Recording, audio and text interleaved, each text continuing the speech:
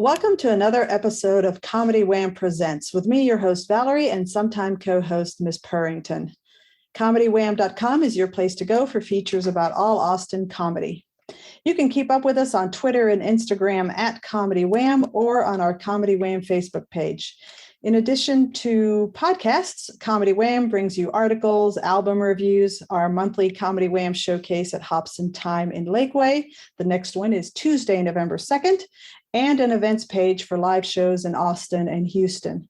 If you're a comic in those cities and want your show featured on the calendar, go to the events page and click Submit a Show to complete the short survey. And we're working on some very exciting changes for our events page, so please stay tuned. Now let's get back to our podcast. Launched in 2016, the Podcast Project brings you funny people and their stories. As a fan, I like to delve into a comic's background and motivations, and we usually take a detour along the way. Consider the interview a way for you to get to know the folks that make the Austin comedy scene one of the best in the country. And if you are listening to this and you like our podcast, please rate and review us. Today, we are talking to somebody who is returning for his third time with us. His first interview with us in 2018, I consider one of our master class editions as far as guests that comics who are starting out or even a few years into their comedy career could really benefit and learn from his experiences. And after his last interview in 2019, after the recorder had been shut off, he learned that he had landed a very special and big booking, and one that has continued to this day. And his punk rock style of comedy and DIY work ethic shows absolutely no sign of slowing down. He's been a musician, promoter, author, podcaster, festival producer, all on top of being a very successful road comic. And he has toured with the likes of Doug Stanhope and most recently Eddie Pepitone. And I know and love Eddie for his role as Crazy Schmidt in Community. You may know him for other things, but that is my beloved favorite thing of Eddie's. And in its fifth year, he's going to share the exciting news that you need to know all about Altercation Festival this year at Kick Butt Coffee once again, and this time the last weekend of October, and probably just a day or two after this episode releases. And now, finally, Comedy Wham presents our guest, JD Habersaat. And I think there's a kitty. Your kitty is there too. My cat Doc is always, I call him my familiar. He's always at my feet at some point or on my lap. It's funny because you mentioned your co-producer sometimes, and whenever I do my Road Live talk show, I call him my producer because he's always in the chair when we get ready to go. So yeah, that's how it goes with cats. Yeah. Well, welcome back for a third time. Thank you for having me. Yeah, it's very exciting that I was, of course, clearing out the cobwebs because so much has happened over the last 2 years. But I realized that after we recorded in 19, you had just gotten that message. About I almost didn't talk about it if I remember right. I don't think you did. Yeah, it had literally just come in that Pepitone had called me and said, "Hey, let's go on the road together." So that's been very a nice pairing that has fortunately worked out really, really well. We're still touring together now. We just wrapped 3 weeks or 2.5 weeks of shows. Doing the East Coast, and he comes in, of course, to do Altercation Fest next week, and basically stays here with me, and we do shows till about November 15th. So we're bouncing around doing some other Texas stuff post Altercation Fest, and then flying to North Carolina for some shows in like Asheville and Winston-Salem and Raleigh. No, we're not doing Raleigh this time around, but Charlotte. And so it's just kind of worked out great. It's the type of thing. Eddie's such a force of nature on stage that as a comic fan, I feel really lucky that every night I get to watch him just wind up and go, because it's always different. And it's funny because I'm not a big fan of crowd work in the typical way that people think of it. Like, what do you do for work, sir? Like that whole thing. Yeah. Or look at this guy, because it tends to be and a little easy. it's like you're picking out the kind of awkward person in the crowd, and I'm not Sure. really, I don't like that. Eddie never does that, but what he does is he will reference things either in the room or stuff he saw that day that people will know that's like a local reference or something, and just kind of weave this this kind of tapestry of off the cuff, and that is really great to watch. Like that's something that I very few other comics that I've worked with do that at all, if certainly not as well as Eddie does. And so he's really fun to watch every night. I'm sure he's sick to death. He'll never say it. I'm sure he's sick to death of mine stuff, because even though I was supposed to record for 800 Pound Gorilla last April, Yeah. and so I had an hour special set to go, like dialed in. And then of course, pandemic happened. And so now I'm in this weird place of like, I have this material that I'm recording now in December, but I also have new stuff that's also going to be on the special. So it's a different special. I've dropped some stuff that was going to be on that hour, but also there's stuff that literally I was doing with him in 2019, getting sharpened up to record in spring of 2020. And so there's stuff that I'm super eager to get just dump. But I've got like an hour and 20 minutes right now that I pull 25 minutes from every night and mix it up. Wow. So I try to, and some stuff comes about organically in the set. So it's not canned. Yeah. But I do feel bad sometimes where I'm like, I'm doing this bit. This is what I'm closing on before I bring you up. And also, we have a running gag where I said, I always say I've written a set list for every show I've ever done, and I don't think I've ever stuck to it once. So it's kind of a running joke with us now where I say, I'm closing on this. And he goes, because I never invariably won't. Yeah. I'll just shift depending on what the crowd is or what I'm feeling like, or I'll just decide I don't want to do that bit tonight and close something different. And so he's like, I always know I'm done when you start reading off my credits. And he's like, when I hear the applause and then you start saying, are you ready for your headliner? Then I'm like, okay, he's good. But yeah, I feel really lucky that we work so well together, and the response from the fan base on both ends has been really great. Obviously, Eddie's a very well-known kind of cult figure. Mm-hmm. And my fan base tends to be kind of that similar cult figure, but way smaller, less TV credits type of way. But there is crossover, I think, of people that come to see me that know of Eddie, but have never seen him before. Mm-hmm. And certainly vice versa, where there's Pepitone fans that are have heard of me, but haven't seen me live. And so it's been a really just overwhelmingly positive thing, Yeah. Okay. So I have to ask you, because you are such a you ooze of confidence and self-assuredness. I have to ask you, were you at all nervous the first night that you It's funny you say that, because people tell me that a lot, not to sound arrogant or something, but I understand why, because I'm kind of a personality, I guess you could say. And the punk rock thing definitely informs that a little bit. But I often will hear from comics that I've never met, or just even ones that I've talked with friendly online and then I meet for first time in person. They're often very intimidated by me, which is surprising to me in some respects, because I think I'm a pretty nice guy and I try to be really approachable. But also, as someone that deals with, depression and a host of other issues, I'm often my least biggest personal fan. So to hear I'm such a confident figure is funny to me, because I have as much self-pummeling as any other comic, I guess, but that's a common thing anyway, not to get down that lane. But to your point, I was not nervous.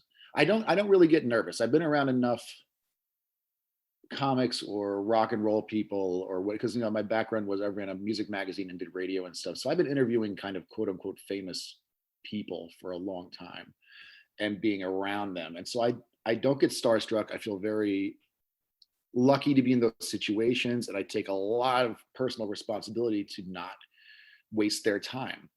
I really want to be knowledgeable about their stuff and kind of make an impression in that way, I guess, without being like well, in 1985, you know, like that kind of super nerd thing, which is off-putting. I mean, what I do, Yeah. which is what I do. No, that's okay. It's not. I mean, I'm saying in a live setting when you're trying to just be human with someone. I think those details in interview form are cool, and show that you've done a degree of homework. You know, I mean, every time I've heard going, oh, this person's difficult, as far as like when I've been approaching someone as a press person, oh, they're a difficult interview. Afterwards, I would say 90% of the time, I'm left with the impression of like, well, I bet that press person was just the problem. Like they were fine. You know, I mean, I interviewed Glenn Danzig and I was like, this is going to be rough because he is a notorious, and he was a little, you know, he was a little bit egotistical, but he was fine. Like I asked him, you know, like, don't ask him anything about the Misfits, whatever you do. I asked him tons of Misfits stuff and he was totally cool because I started talking about his comic book stuff to start with. And I wasn't like, I don't know. You'd have to ask, or Mike Patton from Faith No More is another one that gets the tag of being super thorny. And we hit it off great. We've talked like 4 or 5 times and hung out once. So I don't know. I think I don't get nervous around people. That being said, my other leg up, I guess, was I knew Eddie strictly as a stand-up, and I hadn't seen a lot of his TV work. I had never actually seen The Bitter Buddha before we started working together. I went and watched it after we had started touring together, and I was like, oh, wow. So I didn't really have a nervousness about it. My only apprehension was Eddie, for better for worse, you know, he's in his 60s and he hasn't really done a lot of hard road work. And I mean, when I say hard, I mean, he's done major markets. He's done New York City and Chicago and LA and a few festivals here and there, but not one-nighters, which is what I do, which is in my DNA, which is how I approach things. Which is, you know, sometimes I'll do clubs where I'll do at max 4 shows, you know, 2 Friday, 2 Saturday, then we're out of there. I don't do the stuff typically of flying on a Thursday and you're there through Sunday. I don't like that. It feels too punch the clock to me. So unless the deal's phenomenal, I don't do that. I like going somewhere for a city and doing 1 or 2 shows max that in that 1 or 2 days and then gone. So my worry was wearing him out. Mm-hmm. I had to be very aware of like, hey, it's not you headlining and just taking on everything that I'm used to taking on, which also has changed. When I first started, it was ridiculous. You know, I'd do 5 weeks with a night off, which is too much. That's insane. And I've dialed it in though to now I do about 2 weeks or so. And once I started working with Eddie, I said I should keep that to around 10 or 11 days with a night off here or there. Like we'll take a Monday night off just to have it or whatever. And much to my pleasant surprise, once he got used to the schedule, he started way preferring that. You know, it's like, you know, we kind of say "fuck the clubs" is kind of our motto, which sounds harsh. Like there's plenty of clubs that we like. We just did the Comedy Fort in Fort Collins, which is run by comedian David Rodriguez, and that was so great. I mean, all the shows were packed. We just did, well, it's not really a club, but this place, Planet of the Tapes, it's a comedy venue, I guess is the best way to describe it, in Louisville. And we did a weekend there and ended up like adding shows because it was so great. And the response was great. And so there's certainly places we would like to play. Pre-pandemic, we were in talks with Helium, and we're still kind of, you know, friendly with them. And there's possibilities for 2022 when it makes more sense as far as markets and things like that and safety and size. But by and large, there's a lot of clubs that are lousy. And there's a lot of clubs that just, you know, I don't want to say the name of it, but the last time I was out in LA, I did a show at a club in Los Angeles. And it was like a old Cap City setup where it's a big room and a small room. We were in the smaller room, which was still, you know, fine. But it was myself, Carmen Morales, Jackie Cation, and Maria Bamford. And there was 20 people there. Oh my gosh. And I was thinking, I'm like, I know this was like a Friday night. And I'm going, this is the club's fault. Like, this is just a failing on the part of this venue. And how does that happen? Yeah. And it wasn't priced out or anything. Tickets, I think, were $20, but it's also symptomatic of Los Angeles, where it's it's very, very difficult to get stage time because there's so many comics until you reach a certain level. Mhm. But that doesn't mean, so that means the clubs don't have to work hard because they have people begging at their door, right? Yeah. Sorry, I'm going on a long tangent to answer your question here. But that is why we often say fuck the clubs, because it's and the deals often are just like, here, take this, and then they're shocked when I say no, because I do the booking. I'm like, no, I'm not. No, that's ridiculous. And so I was very aware that I didn't want to wear Eddie out, and so Mhm. the first few tours were just 10 dates or so, but he had never been to a lot of these markets. And so that for me offset any sort of nervousness, I guess you could say, because seeing him, do a sold out show in New Orleans, and he's never been to New Orleans ever. I get to show him Wow. on Bourbon Street. Yeah, he's never done New Orleans. He's never been there, or on paper, he'd be like, I'm nervous, people, because he does the Comedy Store and the Improv all the time. He's a paid regular at both in Hollywood, Yeah. which is ground center for stand-up comedy in the world, you could argue. Mhm. And he's up there all the time. And I've done both those rooms as well, but he's a paid regular and he lives there.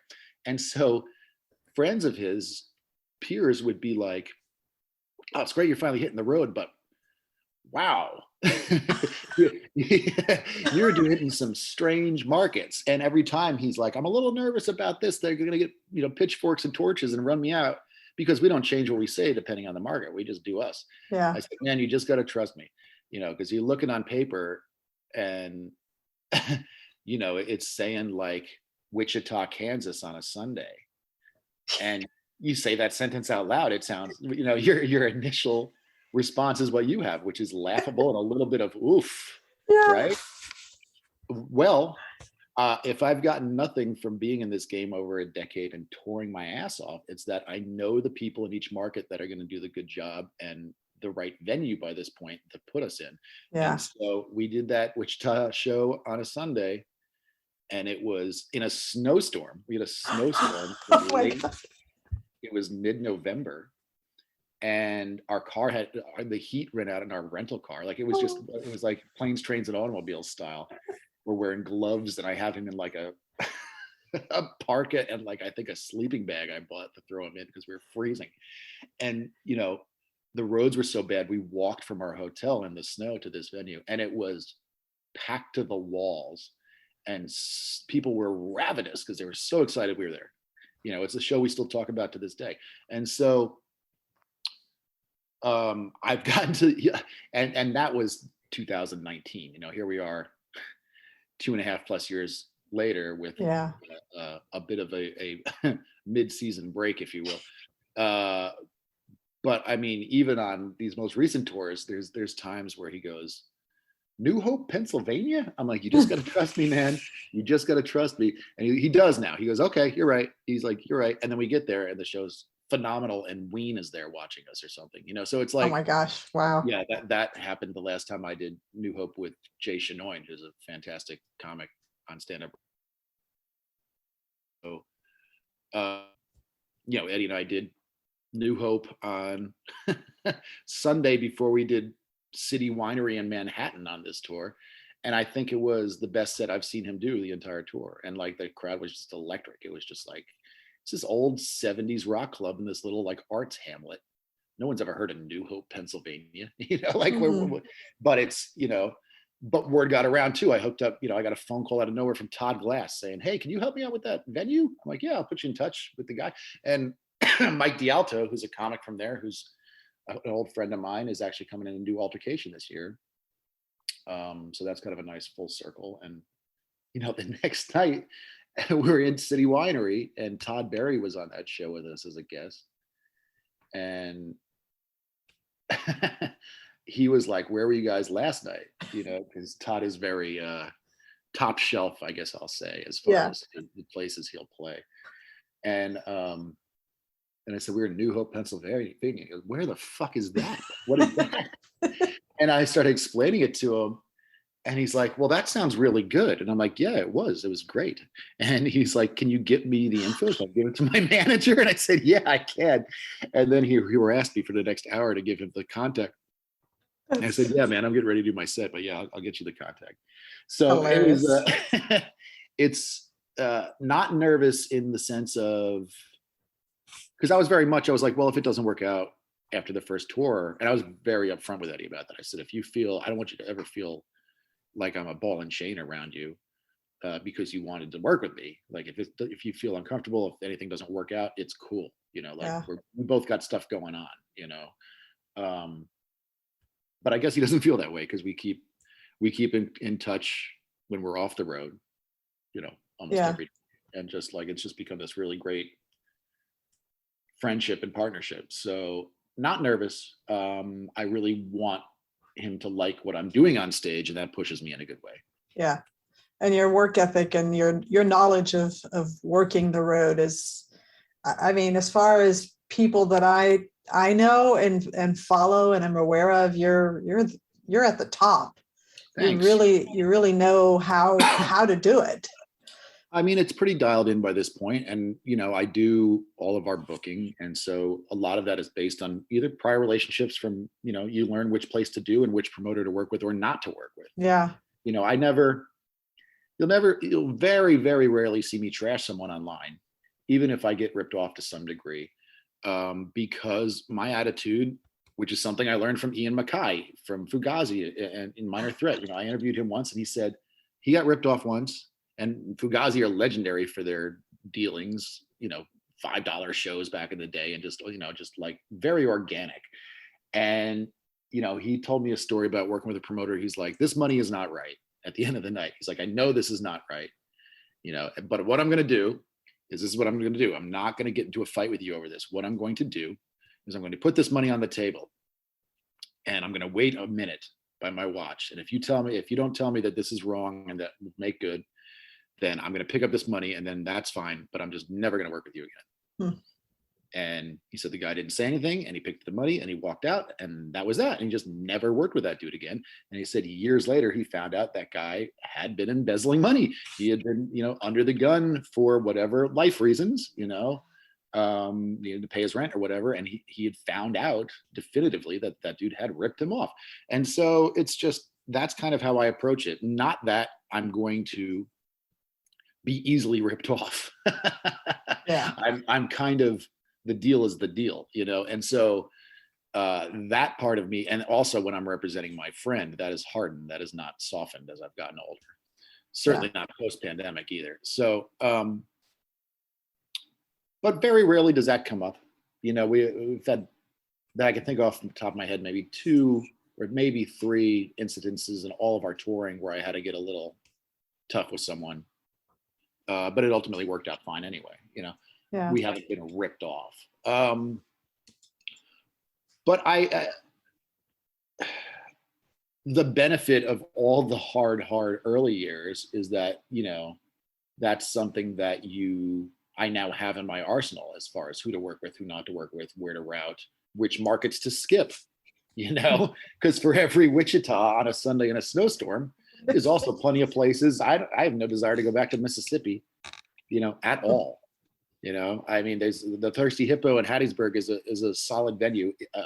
Anything in that market has never worked for me, and I have no desire to go there. I like Huntsville, Alabama, but a lot of Alabama I do not like, and I just no desire to go there. So, not to throw those places under the bus, but it's just like that. I don't want to waste my time or Eddie's time, and I don't want to, you know, I'm sorry if your municipality ain't great. Yeah. People don't really get it. That's, you know, certain places we're just not going to go. There's something to be said for if you know the formula that works for you, then that's the formula that works for you. And if you know only one place in a state works for you, well, that doesn't follow the formula. So you can't, you know, you can't. You know, I feel a little bad because, you know, another comic that's coming in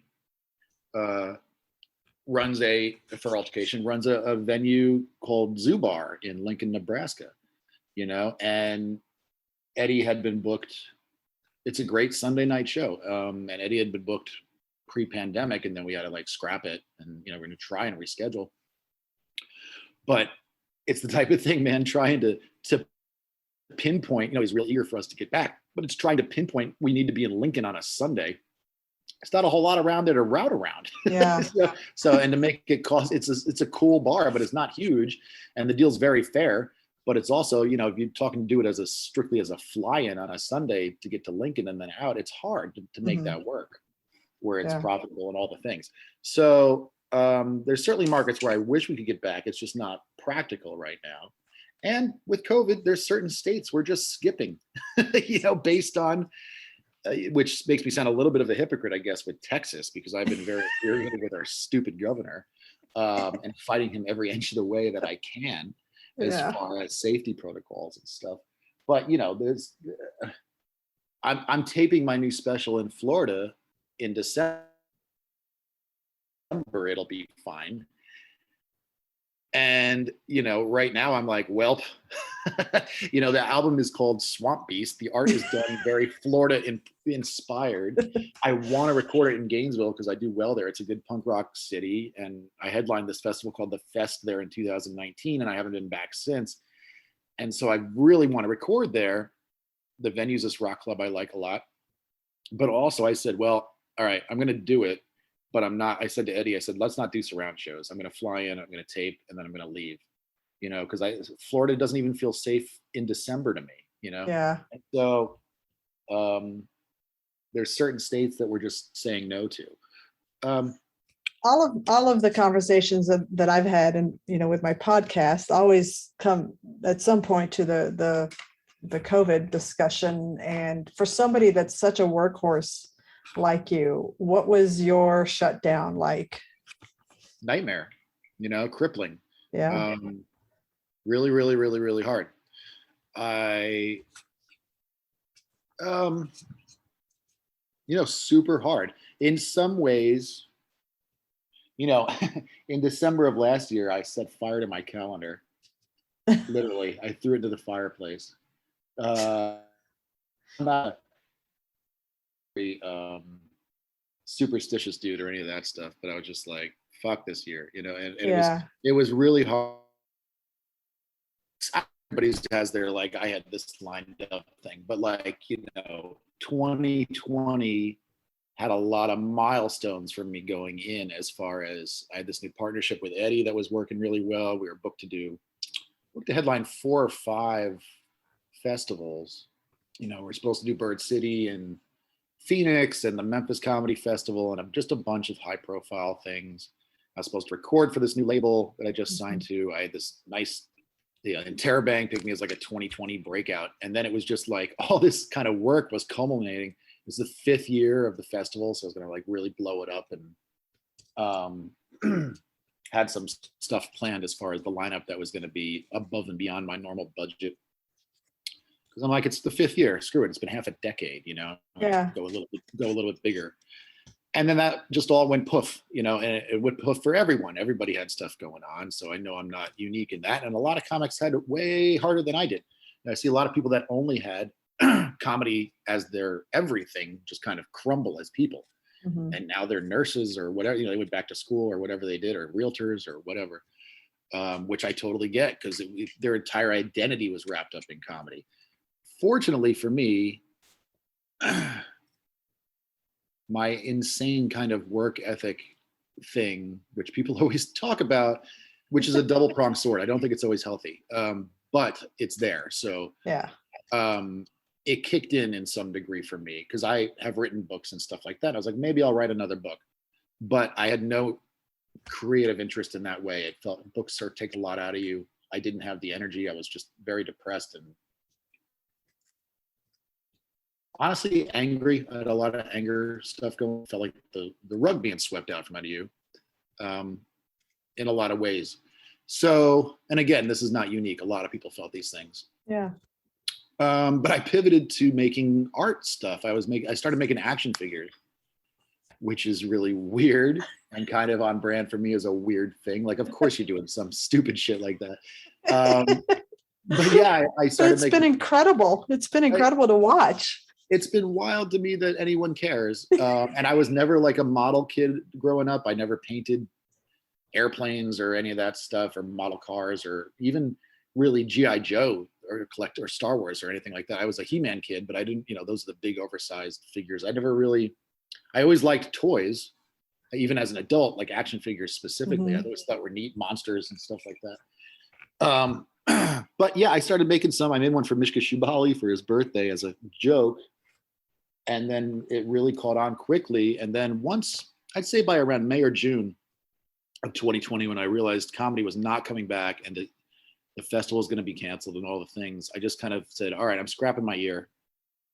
And it is what it is. And I just put it on the shelf, and I didn't think about comedy. I certainly didn't write or any of that stuff.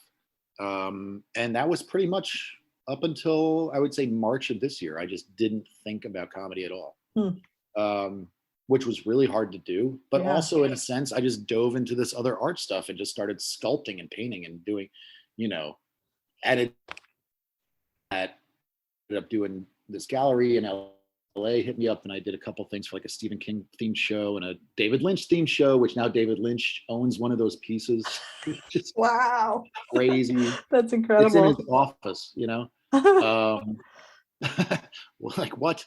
And I made some for Neil Gaiman, the author, and a bunch for Patton Oswalt, who's kind of a buddy, and it just kind of took on this own organic thing, and I still do it now. It's a legit side career when I'm either on the road or I'm home doing toy stuff is now where I'm at, which I feel super lucky. I mean, I have two artistic endeavors that it's crazy to me. I never take for granted the fact that these are, both my jobs, You're living the dream of an adult child. Exactly right. That is exactly right. It is definitely suspended adolescence, but also hooray. You know what I mean? I'm certainly not rich, but I make a living at these two things where, I don't have a boss, and there's certainly not careers that are secure. Either one could go away at any point, as evidenced by last year. But it feels nice to have it as a thing, and what's wild to me now is there's certainly a lot of people that know me just as a toy guy and not even as a comic, and vice versa. So, it was really, really difficult. But when I burned that calendar, I did a Facebook post. I said, it wasn't the worst year of my life. It was the hardest year of my life.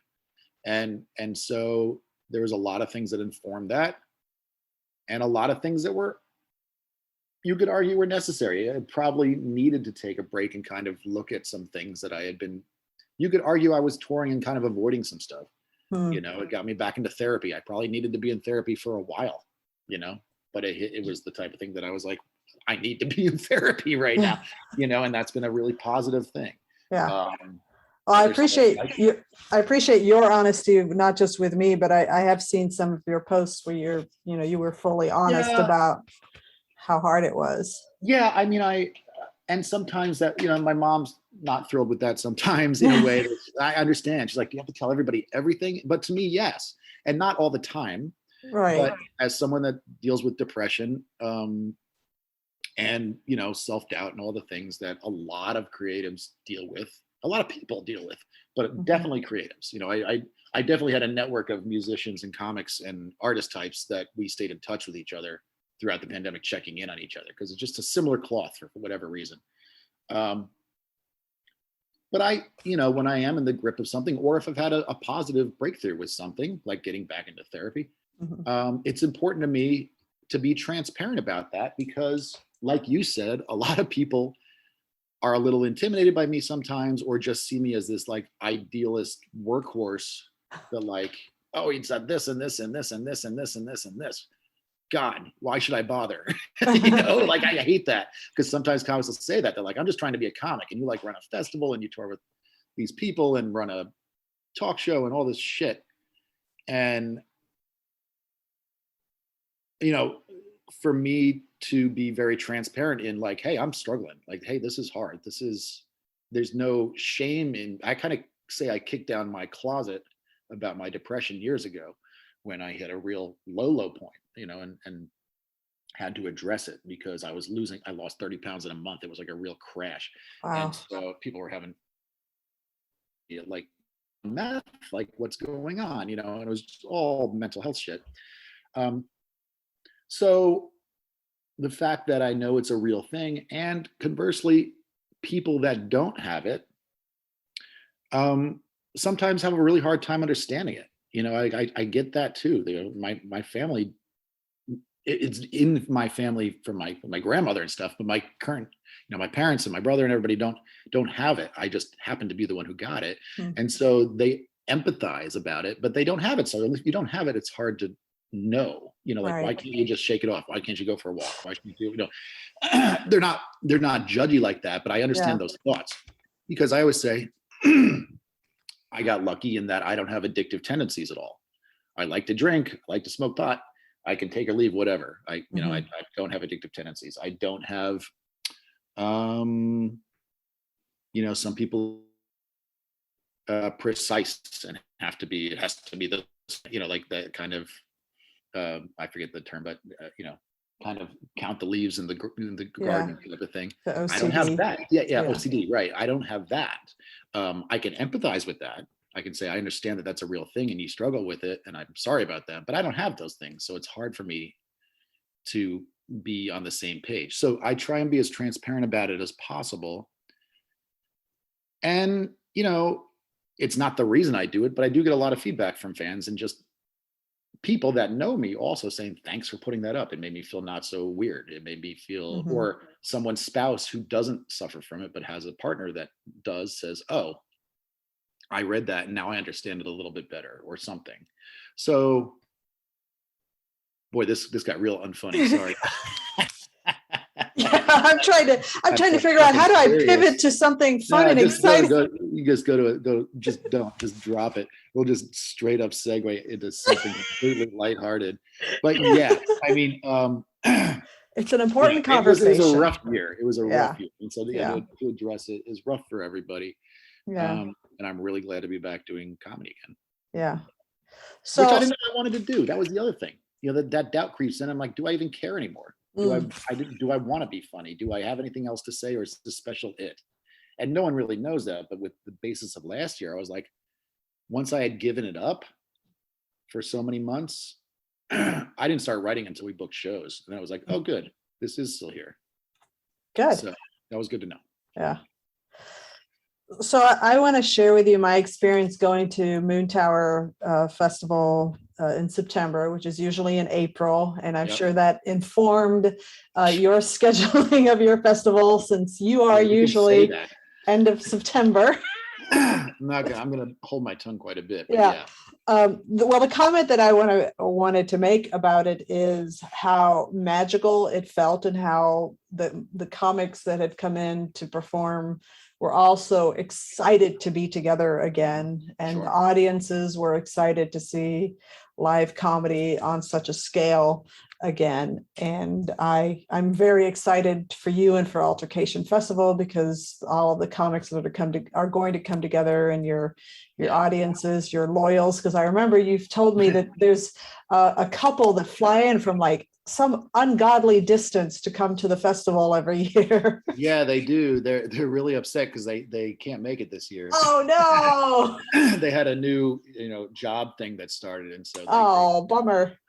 They're really upset about that. But yeah, I mean, I would say 65% of my ticket sales so far are from people out of state, which is wild.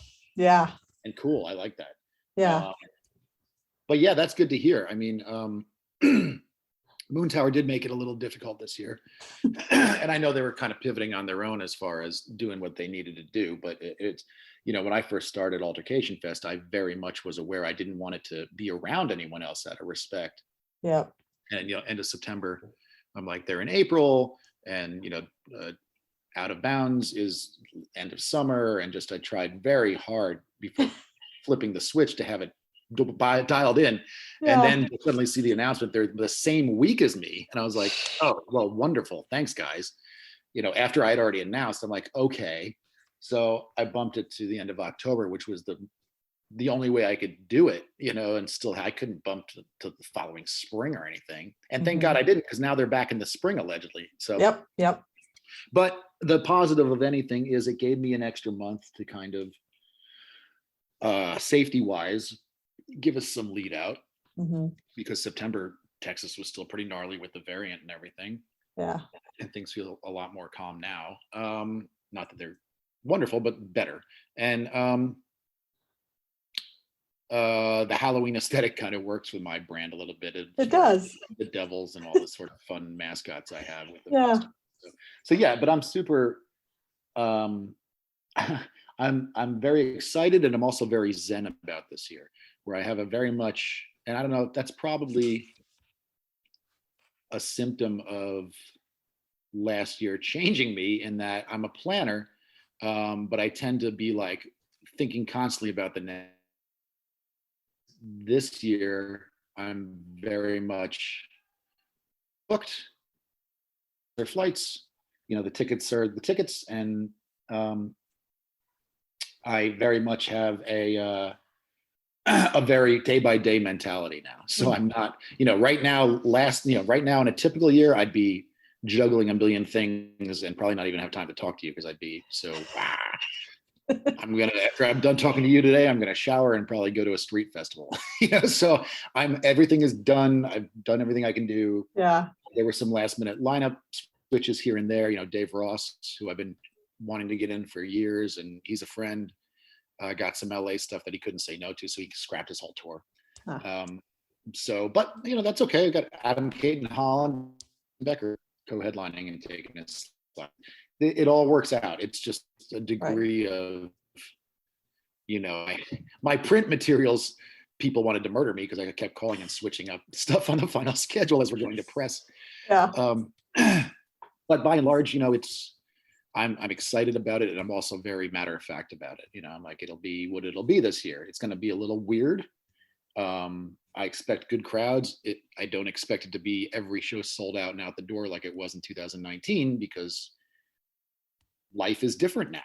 Life is just completely changed. And so I know it's going to be fun. I know it's going to be full, if not gangbusters full. And I think, cautiously, knock on table, once the dust has settled a little bit more next year and going forward, I think it's going to return to what it was. I'm not really worried about that. Yeah. Are you doing anything new this year that you hadn't done in previous years? I mean, yeah. One thing new that I'm doing is, another thing during lockdown is I got approached by this online company to start hosting a live format talk show, which is via Zoom. Called The Road Live, because I kind of stopped doing my podcast during lockdown because it's about touring, and there's no sense if I'm not touring. Right. It defeated the purpose. And so I said, they wanted me to do it as like a comedy thing, and I did not do any comedy Zoom stuff. I was not into that. But I said, I'd like to do something kind of like Paul Provenza's Green Room, where I interview different, not just comics, but musicians and just all kind of artistic types.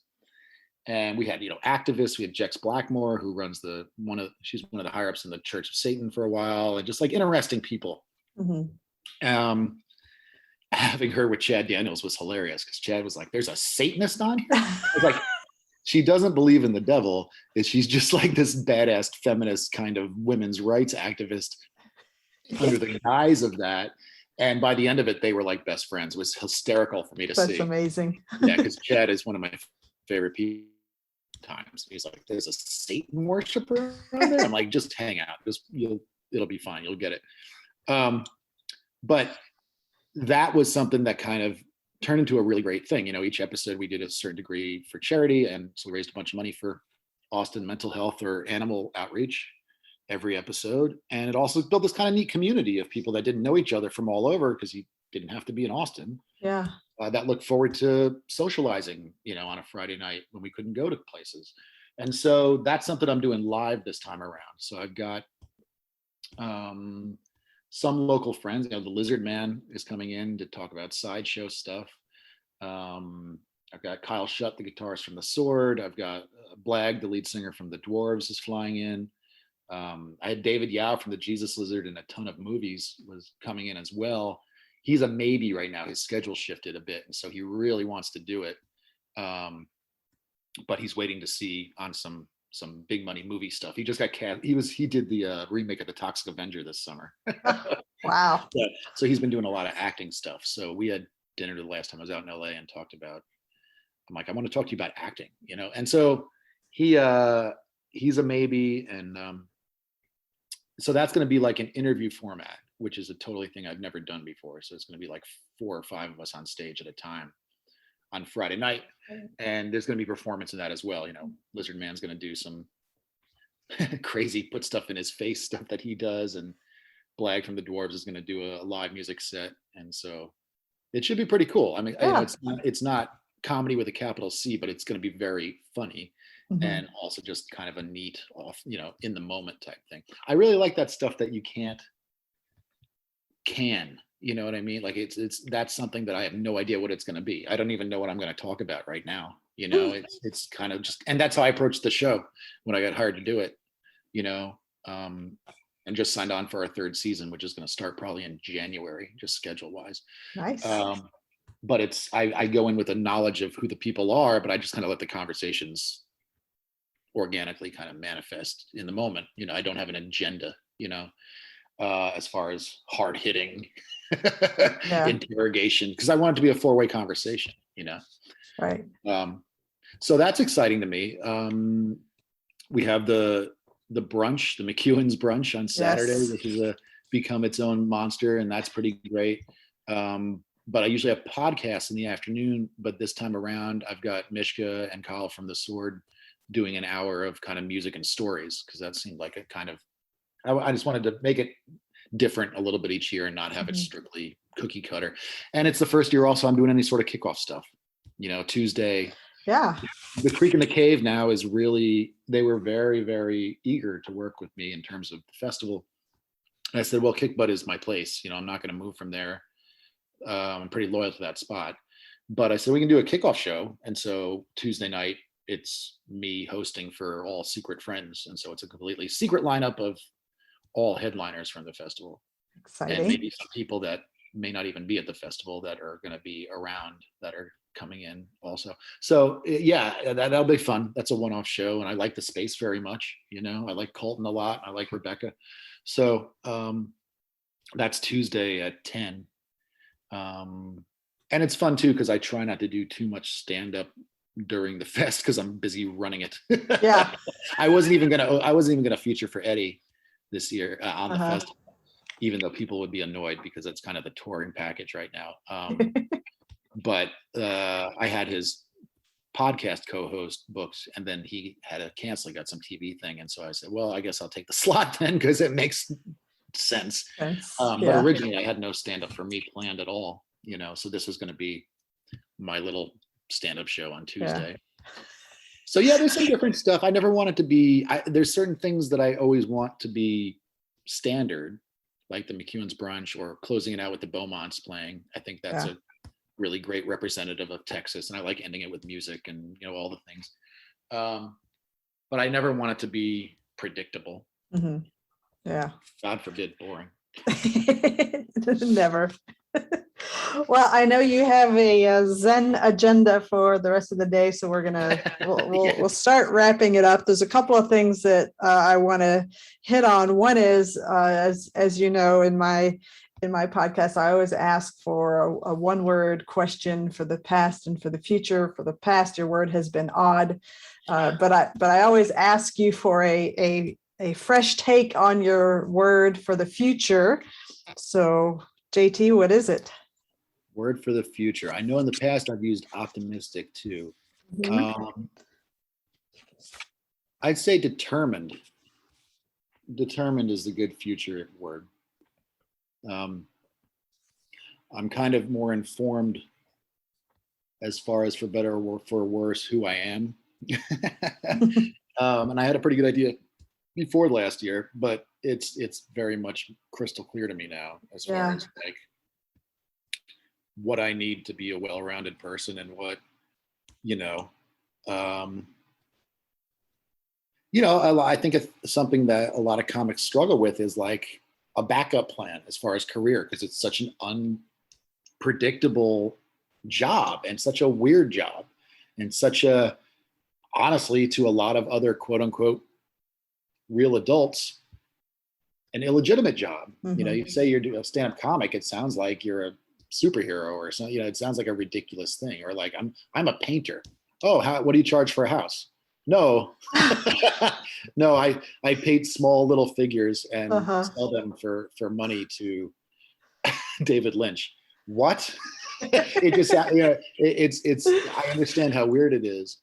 But you know, the whole concept of a backup plan is, fuck that to me. You know, like I'm not built for, and maybe this sounds arrogant, but I'm not built for cubicle life. I'm not. Yeah. I don't care about money to the degree where making more money doing something like that and being more secure is a payoff to me versus making what I feel is enough to get by and be happy, not having a boss and doing my own thing completely. So, yeah, determined, I guess. You know, I'm very determined right now I'm determined to have this festival go off. There was a lot of times, even in the last 2 months, where I was like, I don't know, all this, you know, the Delta and our governor and all the things. I was like, I got a lot of people online saying, don't go to Texas, don't support it at all, you know, and I had to fight back against that, thanks to him. You know, I say, well, you're just punishing the venues and the people that are actively against that agenda by doing that. Right. Right. You know, telling musicians and comedians and stuff to cancel their plans to go to Austin doesn't. How are they going to eat? Doesn't hurt the governor. It just hurts the venues and the comics that are here that have been struggling already. Yeah. You know, those are, you know, you want to get a serious message, have the you know, the corporate meetings and stuff that are, or the events downtown that are hugely influential on an economic scale to cancel. Yeah. You know what I mean? That's when you make a little bit of whatever. But these are things we know. But there was very much an anti-Texas rhetoric as far as other performers. You know, some of them I'm friends with. Some of them I had to say, hey, here's my counter to that. Yeah. They would, oh, that's a good counterpoint. And sometimes they'd say, we can agree to disagree. That's their prerogative. I understand where it comes from. I've certainly had the impetus a la Mississippi or, you know, Alabama, where I'd say, I'm not going there. You know, why do you guys, you know, so yeah, but I'm determined that it's going to go well. I'm determined to have it as safe as possible while still having it be fun and not a hospital room. You know, I'm going to have different mic socks for every performer. So no, you know, everyone kind of has their own mic in a sense, and those will be disinfected in between. And, you know, I'm encouraging mask wearing, but if you're vaccinated and get in the door, it's up to you. And, you know, all the things. I'm determined to record this friggin' record finally. Yeah. And then kind of force myself to, you know, set fire 90% of that stuff.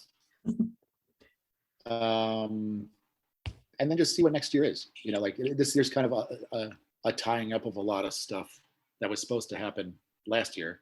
And so we'll see what the next year holds, you know. Yeah. As of right now, Eddie and I we're still already booking tour dates for next year. Fantastic. The special should come out in the spring, assuming I don't mess it up. And you know, the Road Live talk show thing is gonna hopefully in January, I think, start the new season. So yeah. So there's some stuff to do. I have another book percolating in my brain. Great. Yeah, you say great. I say great. It's all intonation, you know. I say great, dude. Really? We're gonna do this? We're gonna tackle another book, you idiot. Such a huge undertaking. But yeah, I've actually got an idea for two, but there's one that is more pressing. So we'll see if that happens. But yeah, just, you know, this is my path in life, as scattered as it is, and you know, that's what I'm gonna do. So determined.